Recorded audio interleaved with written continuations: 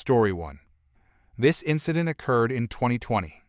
Some backstory: I am a banker, but due to the COVID-19 situation, I work at a different location than my usual branch. I live in New York, and banking is still considered an essential service. My bank temporarily closed the majority of the branches in my area, and those remaining open operate in 2 shifts. Team A Monday, Wednesday, Team B my team Thursday, Saturday. We now close at 3 p.m. instead of 5 p.m., and the dress code suit and tie is no longer in force. Currently, I don't perform all my normal duties, so the majority of my day involves servicing clients, ordering new debit cards, helping set up online banking, etc. We're also instructed to provide service by appointment only to prevent people from sitting and waiting in the branch. I also have to do traffic control as the teller line still gets quite busy, and we can't have more than a couple of people inside the branch at any time. I ask customers to wait outside in line until it's their turn. Towards the end of the day, around 2:30 p.m., I step outside the branch for a moment to use my electronic cigarette. A middle-aged woman walks past the line and enters the branch. I respectfully approach her and say, "Ma'am, I apologize, but there is a line outside for those waiting to do a transaction." She just looks at me, walks away, and sits herself down in my office. By my office, I mean my workstation, since I'm just at that branch temporarily and only on Thursdays, Fridays, and Saturdays. However, I have been working from that office for almost a month at this point, so let's just call it my office. I walked in after her and asked what she needed help with. She just looks at me and tells me to leave. I tried to explain that I work here, and this is my office. She gets up, approaches the teller, and claims that I am harassing her because I think she skipped the line. She makes a big issue out of it, but the teller had my back and confirmed that I did work there and that it was my office. She was expecting to see the person who usually sits in that office, but he only works Monday, Wednesday now. I asked her again what she needed help with. Normally, I would explain the whole situation about appointments, but tensions were already high, and we are trained to de-escalate when possible, so I thought if it was something small, I could quickly help her without making things worse. What happened next, I will never forget for the rest of my life. She sat down in my office and told me she needed a new debit card. Sounds simple enough, right? Wrong. I asked her for her ID since we cannot change, add, or order anything on behalf of the customer without verifying their identity. She said she left it at home and that I didn't need her ID since she is a regular customer. I apologized and said I couldn't do anything without ID. She then became upset, saying I don't know what I'm talking about and that she doesn't want to deal with me. Bankers are allowed to help without ID only if they have had a consistent relationship with a customer for over a year, which the other banker probably did, so he never asked for her ID. She then went on to shout about how I don't know who I'm dealing with, that she has a lot of money here, she can have me fired, and she demands that I do what she tells me. I was a bit frustrated at this point, but still acted as professionally as I could. I didn't want to argue with her, so I just told her I was sorry, but my hands were tied. She walks out of my office, sits down on the chair outside, and starts waiting for another banker. I try to explain to her that he is busy with another customer, and it's appointment only, but she won't let me get a word out. I pull that coworker out of his meeting with his client, and he reconfirms that she needs ID and couldn't wait there. She just stands up and walks out. Now, at the beginning of this story, I want to remind you that all of this happens after 2:30 p.m., and we close at 3 p.m. By the time she stormed out, it was closer to 2:50 p.m. After she left, my coworker and tellers wrapped up, and we spoke briefly about it. They told me she is always like that. Before we knew it, it was 3 p.m., and we began closing the branch, including rolling down the gate. At around 3:30 p.m., as the majority of my coworkers had finished their end-of-day procedures and left, it was just me and a teller there finishing up. Next thing we know, the difficult customer is back, banging on the gate. She demands I open the gate, saying she got her ID and needs a new debit card. I tell her I'm sorry, but the security system is on. I can't turn on the computers, and I can't open the gate. I tell her we are closed. she shouted at me, saying, "No, you fool, you close at 5 p.m. It's only 3:30 p.m. I told her we changed the hours of all open branches a month ago, and there is a sign on the door of the lobby and on the walls around where she is standing that shows the new hours. I informed her she could come in on Monday when the banker who knows her will be here, and she can get anything she needs done. She then goes on to verbally abuse me and picks up one of the small metallic garbage cans, throwing it at the gate repeatedly while cursing and saying she is going to end my life and burn this whole place down. I must emphasize, never do this in a bank. The security that even the smallest bank has is no joke. The repeated throwing of the garbage can at the gate triggers our alarm, which puts the bank on lockdown and calls the police. The police arrive, and our security team calls to advise us on the procedure. A security representative speaks to one of the officers and says that we have footage of this woman damaging bank property, attempting to break in, threatening arson, and threatening the life of a bank employee. This woman, as mean and as unstable as she was, got arrested and, in tears, was put in the back of the police car. I felt somewhat bad about it, but there are just some things a person should know not to do. Now, this lady was definitely unstable, but this is the coronavirus pandemic of 2020, and everyone is a little on edge. I didn't want things to escalate this much, but it was out of my hands. I have no idea what happened to her afterward or what she was actually charged with. I've read that New York is dismissing certain cases to avoid putting people in jail and risking virus exposure. I'm not sure if it's a felony doing what she did in a bank, which is a federally regulated institution. What I do know is that we had to remain in the branch until our bank's security team arrived. I had to meet with human resources over the phone and write an incident report, and it just goes on. I spent all day today with human resources as well. I'm not in any trouble since security footage backed up everything I said. But this lady was something else. She thought she was queen of the world, disregarding bank property, rules, and even the law. She needed a new debit card, and that was worth getting arrested for. Story 2. I was a squad leader, in charge of 9 individuals. At the time, we had semi-recently returned from a deployment from arguably the worst neighborhood in Baghdad, Iraq. I had received Aaron a couple of months prior to the deployment. He performed superbly during airborne operations, field training exercises, and live fire exercises. The young man was great, away or confined from civilization. However, Aaron was nothing but trouble when he was free to his own devices. We had a surprise urinalysis during one of our training exercises, and guess who tested positive? Aaron. He was a stellar soldier though, and the entire organization fought to keep him due to the upcoming deployment. Maybe we could change him. The deployment was 15 months long, longer than any other deployment I had been on before. There was a 2-week rest and recuperation leave vacation for each soldier during the deployment due to the length.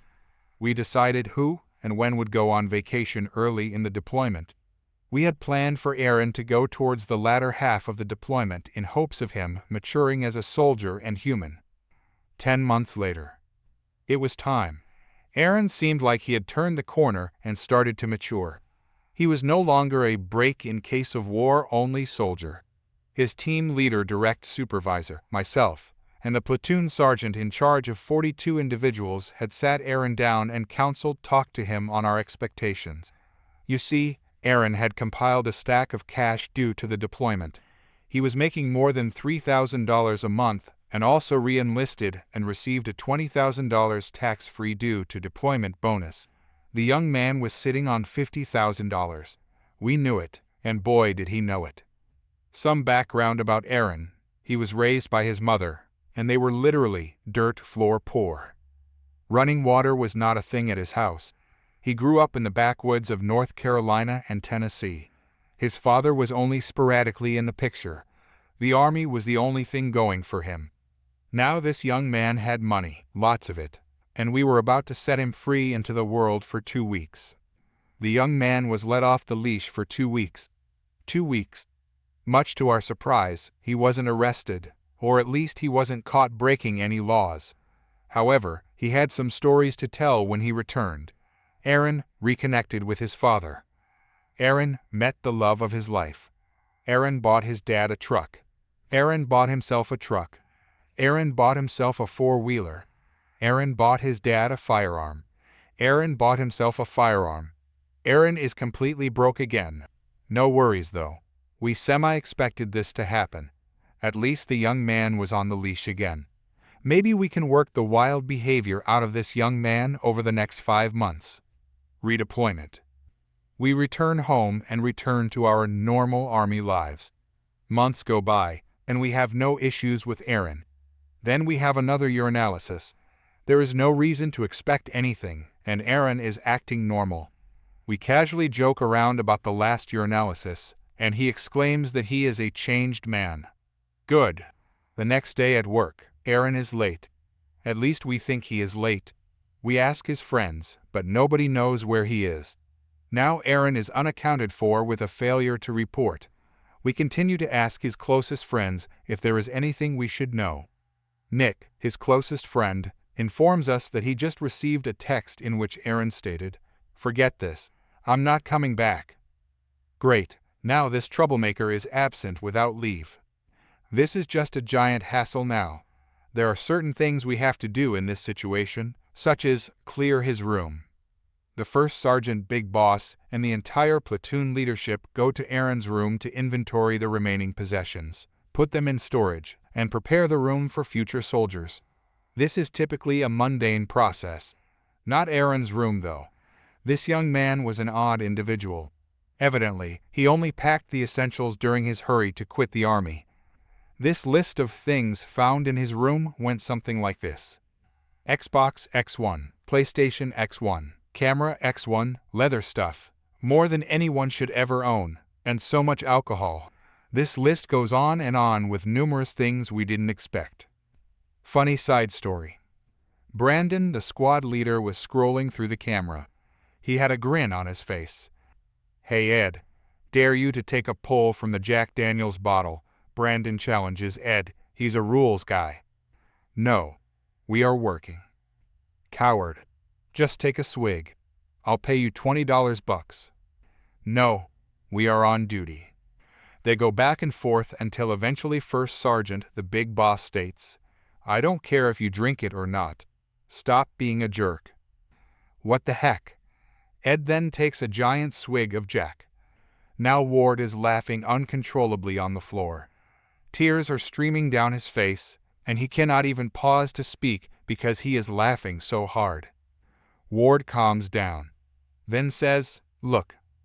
What were we greeted with? A picture. A picture of a Jack Daniels bottle where Aaron is urinating in it. There is no way that bottle will ever be watertight again. We all had a good laugh minus Ed. Months pass. We are now doing expert infantry badge testing, large hands-on testing for some shiny metal, and I have my crew of 3 soldiers. We get on the topic of Aaron during breaks and in between testing candidates. Not only did Aaron hassle us with his departure from the army, but he sent emails to the leadership embellishing war stories and outright lying about events. The young man wasn't even in the army anymore, but he was still making our lives difficult. I wanted revenge. We wanted revenge. Out of nowhere, Nick Soldier informs us that Aaron still talks to him via text. What? That's great. Where is he? What is he doing? Have you seen him? We need to learn more. We coach Nick into finding out where he is. Start slow. Don't make it too overt. It took 3 weeks of coaching to finally get them to link up together. They met in a random town in North Carolina. Aaron didn't want Nick to know where he lived yet. Fine by us. We continue to orchestrate meetings in neutral locations until Nick is trusted enough to spend the weekend at Aaron's place ... in Charlotte, North Carolina. Great, we have an address now. Then Nick drops a bombshell on us. Aaron lives with his dad, and he is deeply involved in the family business. You see, he reconnected with his father because his father had just been paroled. His father became a self-made man after that. Aaron and his father were doing well for themselves financially. The family business venture. It was manufacturing illicit substances. Nick stated that he never wanted to go back to Aaron's house again. He lived on a cul-de-sac in a not-so-good part of town. One would assume that neighbors would not be too keen on having a house manufacturing illicit substances in the neighborhood. But the neighbors were mostly customers, so it worked out. The house was full of substance users, paraphernalia, and chaos. What did we do? What any good citizen would do. I called the Charlotte Police Department and informed them, in great detail, of our little situation. I wanted Aaron to pay for his actions, the lies he told and the hassle he put the organization through, especially after we fought for him. The plan? We didn't want Nick at the house. Didn't want him getting mixed up or worse during the raid. Our idea was to have Nick meet Aaron at Dave and Buster's Restaurant Arcade. The Charlotte Police Department would detain him at Dave and Buster's and eventually turn him over to us, the Army. The plan worked incredibly well, and the police were happy to oblige. They went the whole 9 yards to help out. We Army personnel and plainclothes officers parked outside Dave and Buster's and allowed Aaron to enjoy his last meal as a free man.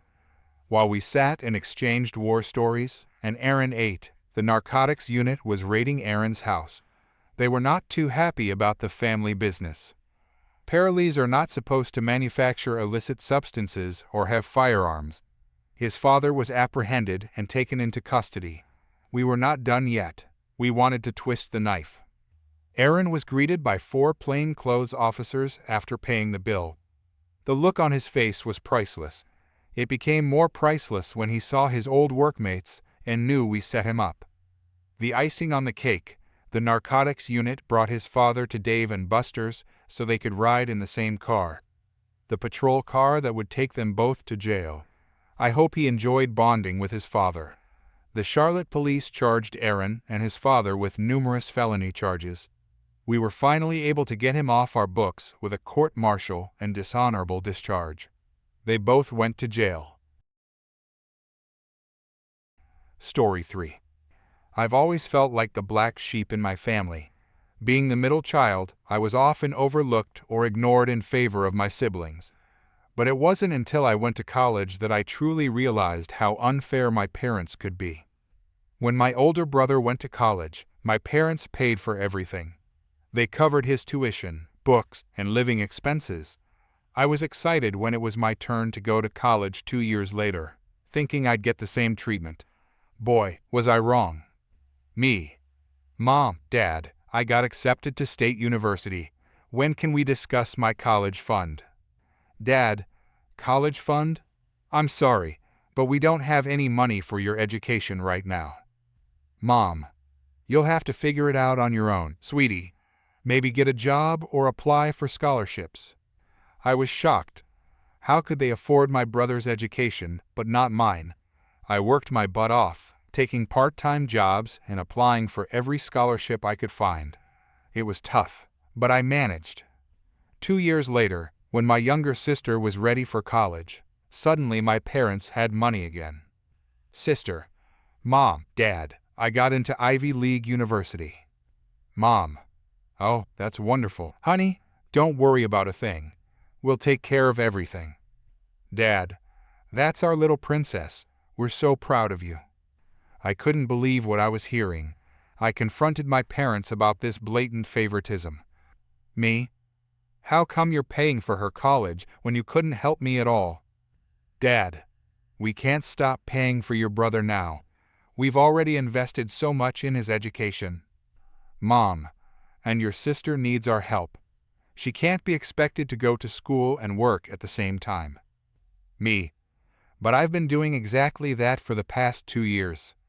Dad, well, you've been figuring it out, so you might as well keep doing that. Despite the challenges, I managed to get my bachelor's degree and even went on to earn a master's. My brother, on the other hand, dropped out in his senior year to become an artist. And my sister, she got kicked out in her junior year for selling illegal substances to her sorority sisters. When it came time for my graduation ceremony, I hoped my family would finally show some pride in my accomplishments. But once again, I was disappointed. Me? Mom, Dad, are you coming to my graduation next week?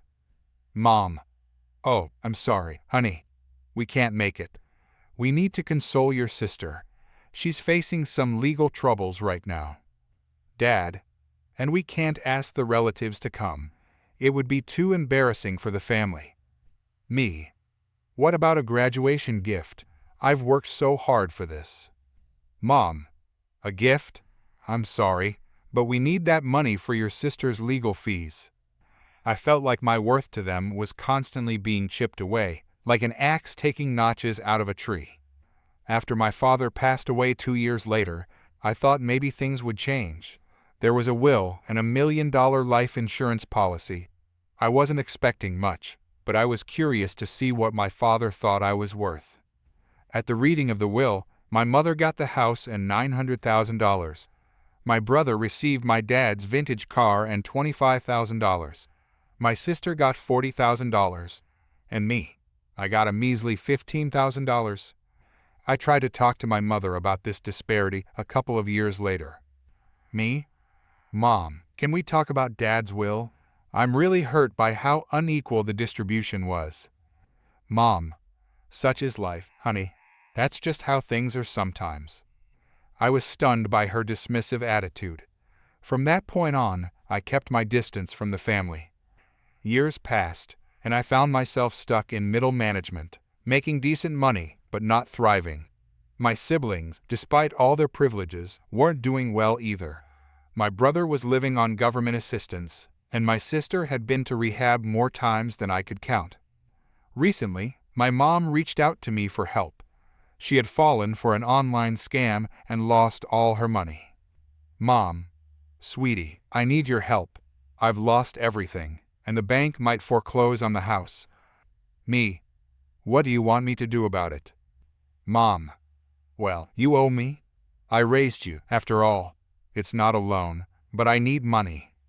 I thought about all the times I'd been overlooked, all the support I never received, and all the dismissive, "such is life" comments.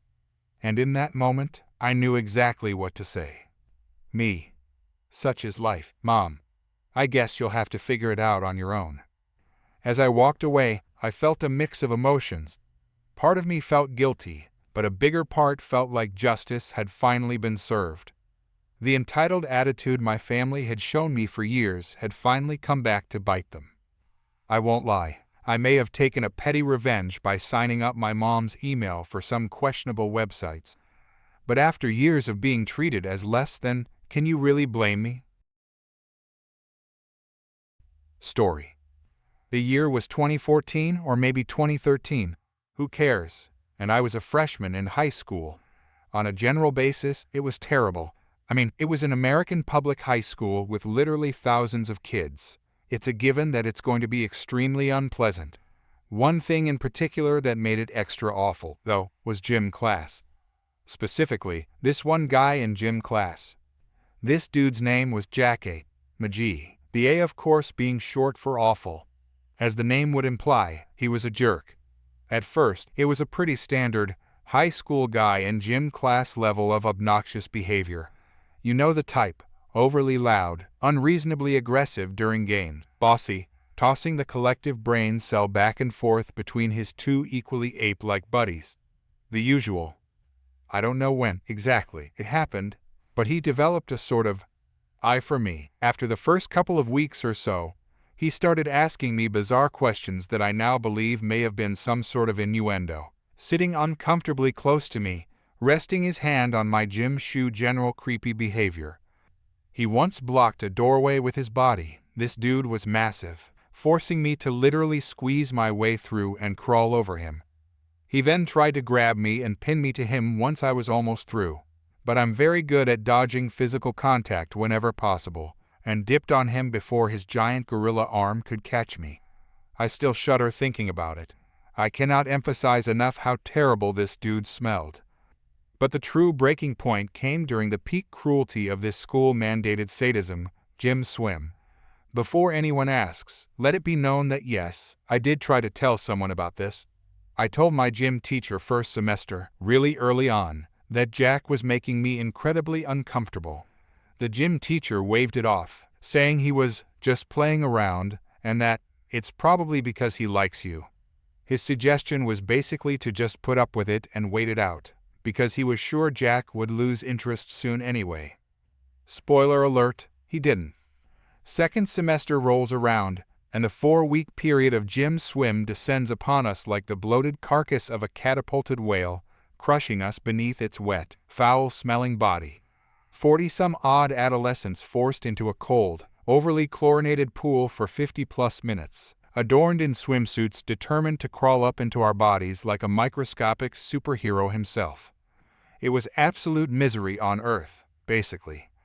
As I've mentioned in a previous post, I am autistic, so the echoing sounds, reflected fluorescent lights, pungent odors, slimy floors, and assorted nonsense made the situation even worse for me.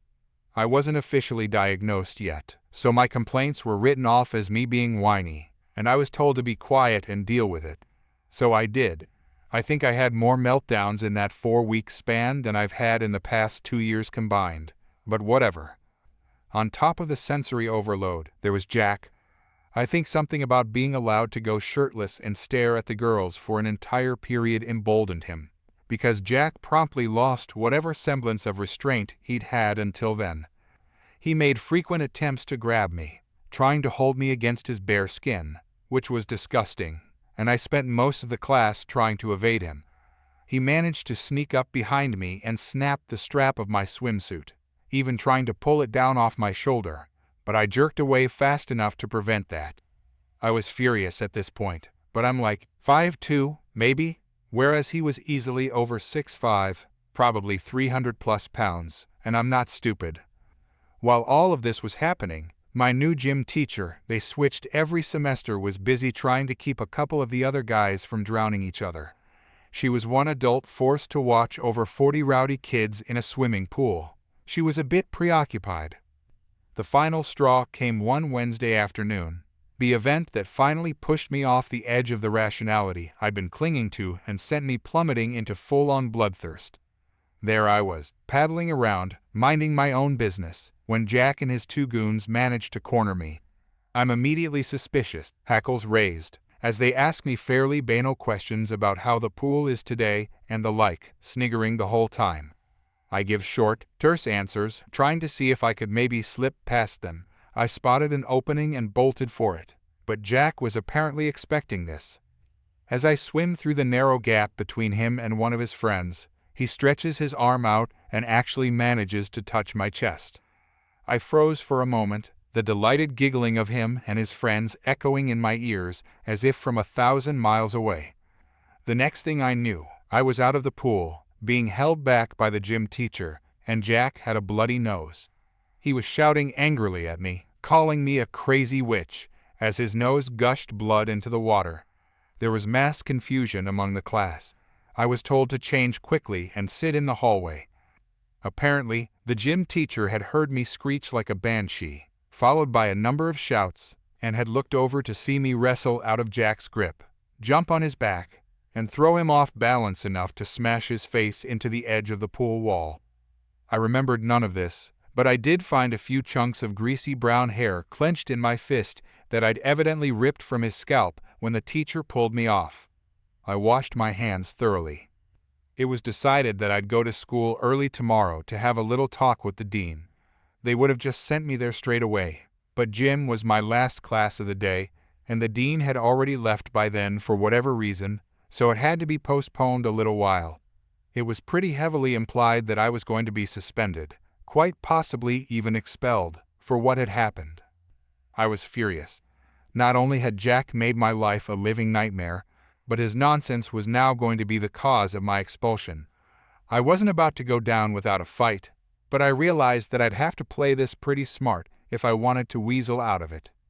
The next morning, I did 2 things. I put on mascara, and I made a superficial, but rather painful incision on my right thigh, high enough so as to be covered by my shorts.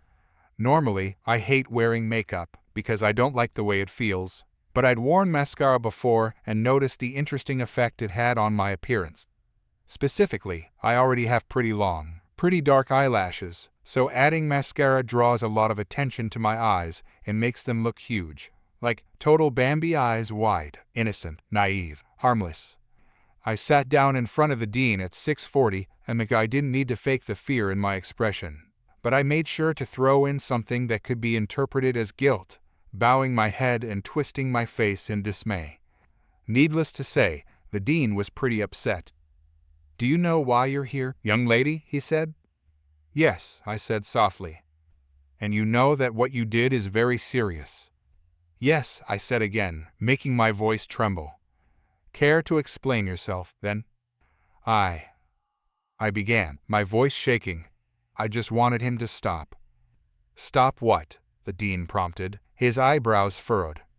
"I just wanted him to stop touching me," I blurted.